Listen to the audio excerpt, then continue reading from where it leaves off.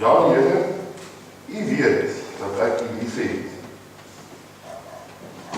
Dit is hoor nie die gelaaidheid van die woorde, die emosie. Woorde wat as ons dit gaan lees binne konteks eintlik verwydend is. Woorde wat sê, maar Here, wat moet ek dan nog meer doen en sê om te oortuig dat ek U liefhet? Here, wat moet ek doen om U te kan oortuig? Ja, Here, U weet dat ek U liefhet. Woorde wat ook daarmee spreek van totale loyaliteit. Iemand wat vir Jesus sê, Here, ek sal alles vir U gee. En toe kom daar ontstellende woorde na Petrus se kant toe. Toe jy jonger was, het jy self jou klere vasgemaak en gegaan waar jy wil. Maar wanneer jy oud is, sal jy jou hande uitsteek. En iemand anders sal jou bring waar jy nie wil wees nie. Petrus, volg my. Dit is ons punt in die gedeelte dat Petrus sy loyaliteit aan Jesus verklaar. En uiteindelik nie woorde hoe om dit te sê nie. So innerlik om my en hy gee om vir Jesus. Maar dan kom die Here en hy gee hom glad nie 'n roemryke lewe nie. Sorgvry van alles nie. Hy beloof Petrus nie rykdom en status nie. Ja, hy sê eintlik die teendeel gaan gebeur. As Petrus hom gaan volg, sal hy vervolg word. Hy sal ter wille van die evangelie soos 'n misdadiger sterf. Soos ek gesê het, Petrus is te bo gekruisig. Want toe hy vir hom sê hy gaan gekruisig word, het hy gesê hy verdien nie om soos die Here gekruisig te word nie. Hy moet hom anders te bo kruisig. Maar die Here sê vir Petrus, hy sal sterf, sonder geld, sonder roem. Al sy dienswaardigheid sal vir hom gestoot word. Hoe kan Petrus sy belydenis eindig met so 'n ontstellende uitspraak in die mond van die Here self? En dis 'n vraag wat na vore kom as 'n mens in diepte na hierdie gedeelte gaan kyk. Maar broers en susters, wat sou jy gedoen het as jy in Petrus se plek was? En wat sê dit met die motiewe waarmee jy die Here volg? Jy kan maar gaan hoor, daar is heel waarskynlik nou op televisie mense verkom wat verkondig dat jy in die Here moet glo en jy sal 'n pad op aarde hê wat met rose besaai is. Jy sal opgang maak in die lewe, voorspoedig wees, voorspoedig lewe. Siekte en lyding sal nie op jou lewe kom nie. En verwerping sal voor jou wegbrokkel. Ja, al die dinge wat Petrus nie gespaar was, en sou jou gespaar bly as jy die Here volg. Dit is dinge wat mense vandag verkondig. En ja, jy is daar, as jy 'n negatiewe ding sê, dan sê mense, moet dit nie sê nie. Moet dit nie bespreek nie, want jy sien, as jy dit sê, dan spreek jy oordeel oor iemand, of oor jouself.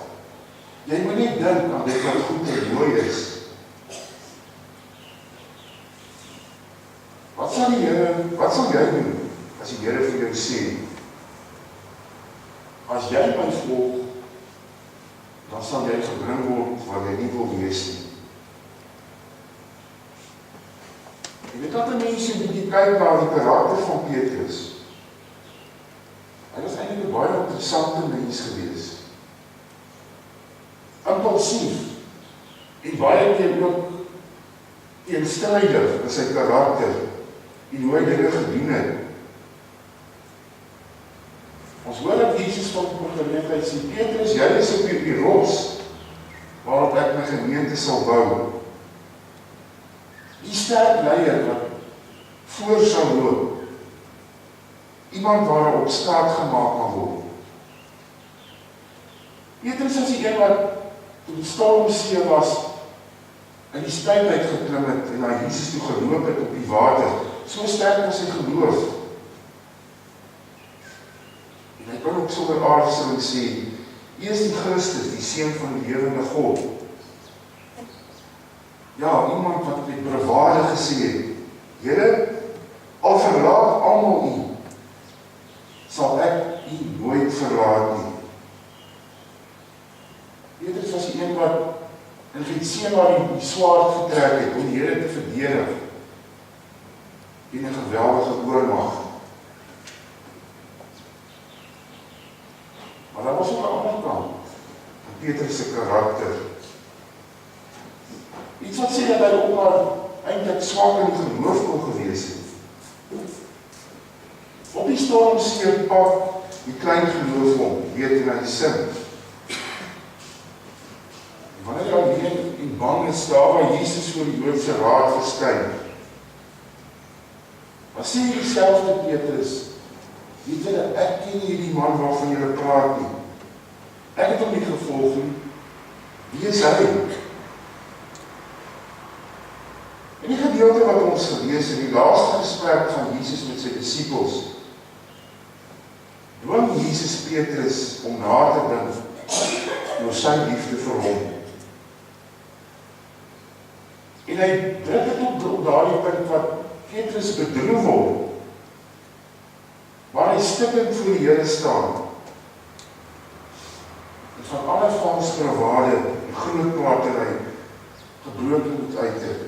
Here, U weet dan alles. U weet dat ek U lief het. Here, U weet dat ek my alles vir U sal gee. Maar nou is die eerste keer wat Petrus weet wat dit beteken om God lief te hê, toe die Here hom bring tot daar. En hy besef dat liefde vir God maak aanspraak op jou ganse bestaan.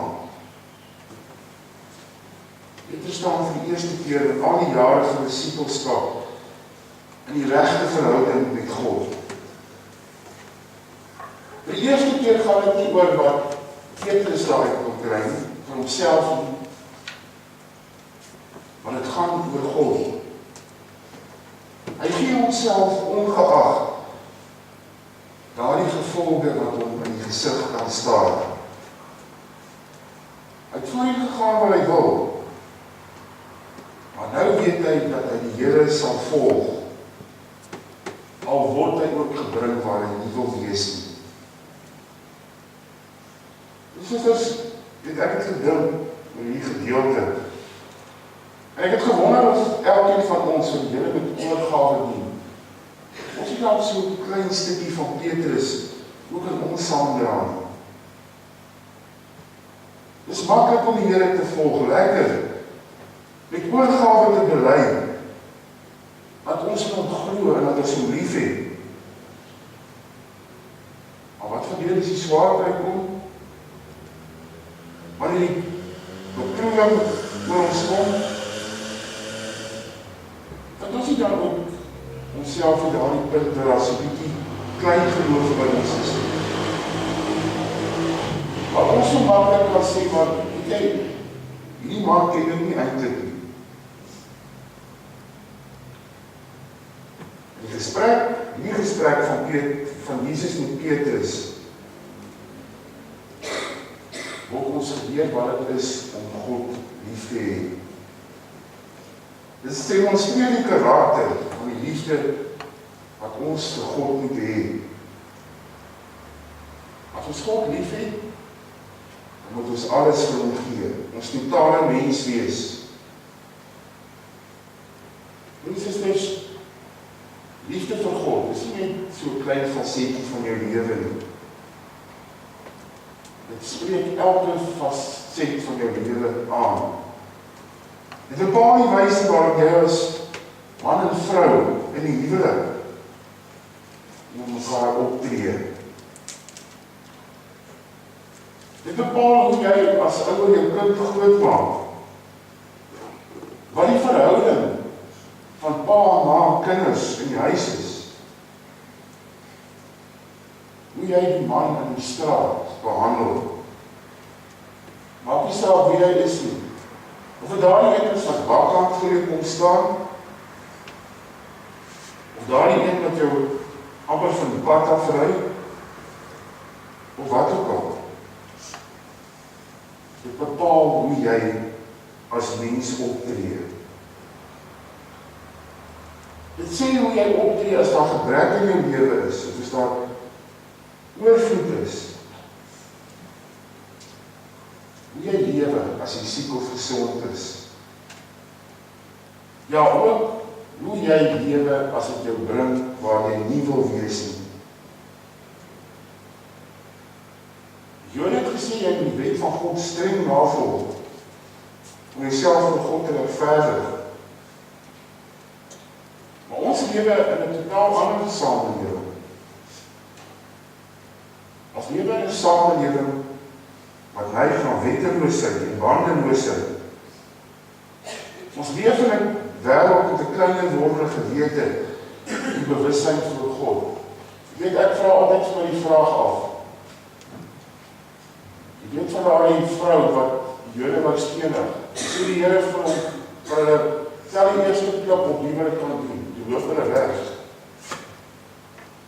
Wat het jy van vandag gebeur? Ek wonder, was daar baie mense wat die klippe eers gaan optel. Maar broers en susters, ten spyte van die verskillende agtergronde waarin ons leef, gee die Here vir ons dieselfde opdrag as vir Petrus. Hy sê, laat my na my, pas my skape op. Ons moet mekaar lief hê en dien. Ons moet mekaar as geloofsgenote, as broers en susters lief hê en dien. Ons moet die kudde van God by mekaar bring en dit bewaar. En dit is my en jou opdrag. Die vraag is, hoe doen ons dit? Doen ons dit met daardie liefde in ons hart? Met daardie wyse waar Jesus dit gedoen het?